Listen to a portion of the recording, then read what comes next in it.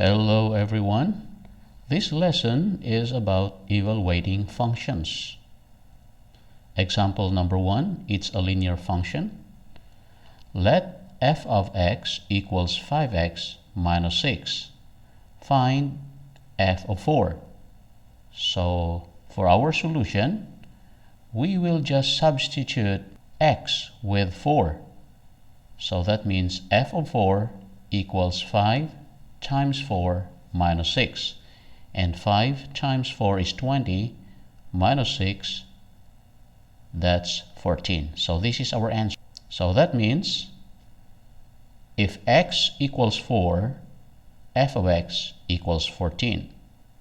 Example number 2, it's a quadratic function. Let f of x equals x squared plus 7x plus 9. Find f of negative 2. For our solution, we will just substitute all the x's we have with negative 2. So that means f of negative 2 equals negative 2 squared plus 7 times negative 2 plus 9. And negative 2 squared is 4.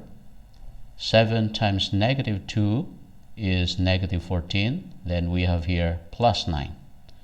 So 4 plus negative 14 is negative 10 plus 9 equals negative 1. So this means if x equals negative 2, our f of x equals negative 1. Example number 3, it's a cubic function. Let f of x equals 2x cubed minus x squared plus 3x minus 12. Find f of 3. Now for our solution, we will just substitute all the x's we have with 3. So that means f of 3 equals 2 times 3 to the power of 3 minus 3 squared plus 3 times 3, then minus 12.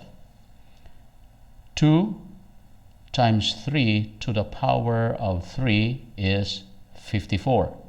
Because 3 to the power of 3 is 27 times 2. Yes, that's 54. Then we have 3 squared is 9. And then 3 times 3 is also 9. And we copy down negative 12. So 54 minus 9 is 45. Plus 9 is 54.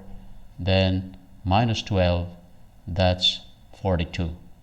So this means if x equals 3, then f of x equals 42. Example number 4, it's a polynomial function. Let f of x equals x to the power of 4 minus 3x squared plus 5x plus 6. Find f of negative 2. For our solution, we will just substitute all the x's we have here with negative 2. So it's f of negative 2 equals negative 2 to the power of 4 minus 3 times negative 2 squared plus 5 times negative 2, then plus 6. Then negative 2 to the power of 4 is 16. Then negative 3 times negative 2 squared is negative 12. Then 5 times negative 2, it's negative 10. Then we copy down plus 6. So 16 minus 12 is 4. 4 minus 10 is negative 6. And negative 6 plus 6 equals 0. So this means if x is negative 2, f of x equals 0. Example number 5. It's a square root function. Let f of x equals square root of 5 minus x. Find f of negative 4. Again, for our solution, we will just substitute our x here with negative 4. So that's square root of 5 minus negative 4. Then 5 minus negative 4 equals 9, so we have square root of 9, and square root of 9 is 3. So this means if x is negative 4, y equals 3. Example number 6. It's a square root function. Let f of x equal square root of 2x plus 3. Find f of negative 2. Now for our solution, we will just substitute our x here with negative 2, so that square root of 2 times negative 2 plus 3, so that's negative 1.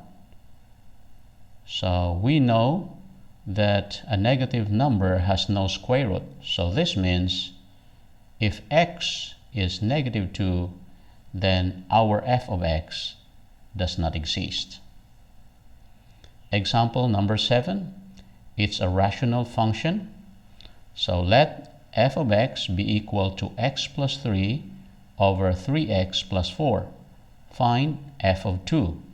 So for our solution, we will just substitute all the x's we have here with 2. So that means that is 2 plus 3 over 3 times 2 plus 4. And 2 plus 3 is 5. And then 3 times 2 is 6, plus 4 is 10.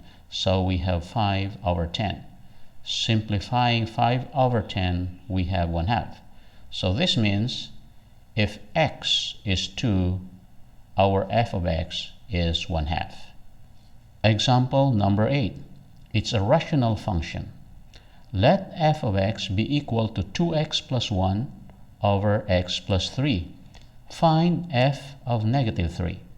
For our solution, we will just substitute all the x's we have here with negative 3. So it's 2 times negative 3 plus 1 over negative 3 plus 3. And 2 times negative 3 is negative 6 plus 1 is negative 5. And then negative 3 plus 3 is 0. So we have negative 5 over 0. We know that if the denominator is 0, it's undefined. So this means if x is negative 3, our f of x is undefined. Thanks for watching, guys. This is Teacher Rejil. Keep safe.